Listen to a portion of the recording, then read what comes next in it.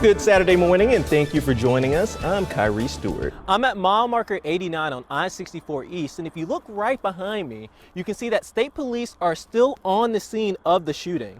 This is not the powdery snow that we showed you earlier. This snow is actually really hard. One person was taken to the hospital after a logging truck overturned, spilling dozens of logs into the road. The tornado may have brought down homes and trees like this one, but it did not bring down the spirit of the community. Oh, I love fall. Pumpkin spice, all of that. I'm like counting down the days for that. I had my first pumpkin spice the other day. So I'm behind. There's outrage in Tazewell County right now after what happened during school lunch on Thursday. According to the school superintendent, more than a dozen students who had outstanding unpaid lunch charge balances at Richlands High School were told to leave their trays at a cash register. And it may be one of the most important tests a high school student will have to take. But this year, big changes are coming to the SATs. Cute. She was a pit boxer mix. Are you singing? That?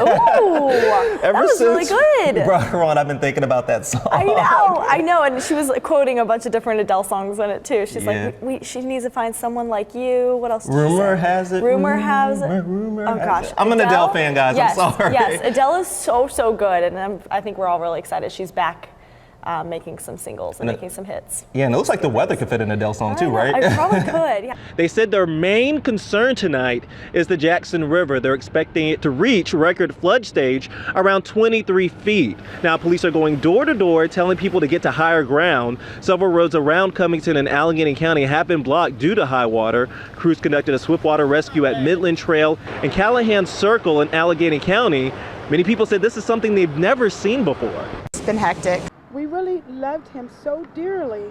It is that love for him is the reason we protest. It's the reason we walk for justice. No justice! No peace! No justice! No peace! It's no justice or no peace for dozens of members of the NAACP. They came from all over the state and marched 2 miles calling for justice in Lambert's death. In May of 2013, Lambert was picked up by police for causing a disturbance at a motel.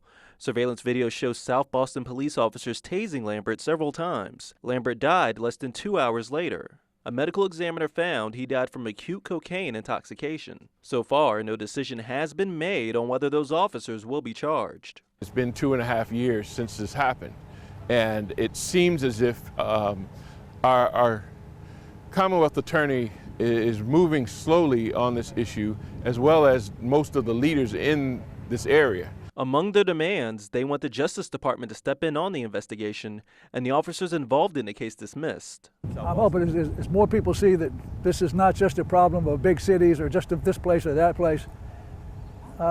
This is a problem we have to deal with all over, in big towns, small towns. Lambert's family and other people here said they plan to march through this town every Saturday until something is done. It's the reason we walk for justice, and we will continue to walk every Saturday until we receive justice for Linwood. To see it on TV is one thing, but actually to come out here and experience it is a whole different ball game. Joshua Polk and Travis Smith sift through the rubble of what used to be a home.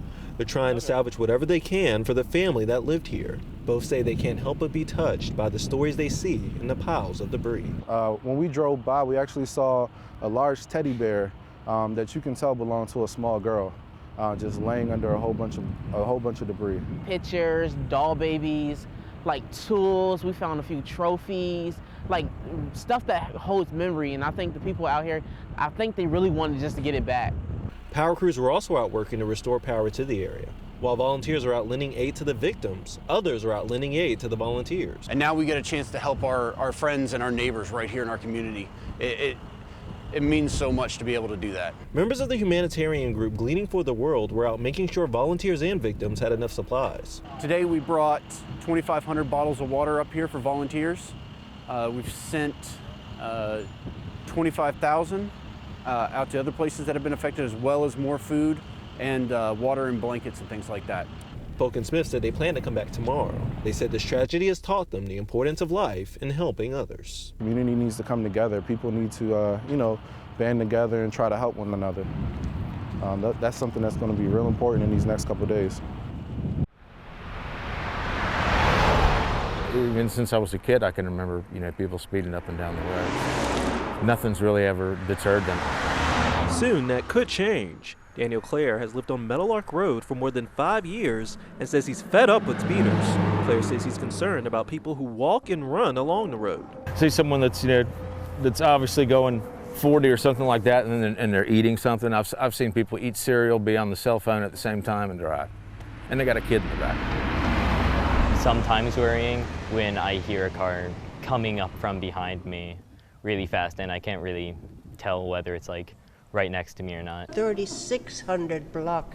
They're coming from up there. On Tuesday, a meeting was held at Cave Spring Middle School for those residents to discuss a possible solution to the problem. The county wants to install these signs and invoke $200 fines for people going over the 25-mile-per-hour speed limit. This is citizen-driven. We've had the interest and the support and some of the legwork from the citizens as well. David Holliday is the planning administrator for the county. He says there's been an increased police presence on the roads, but this is another road bump. It's a step in the right direction.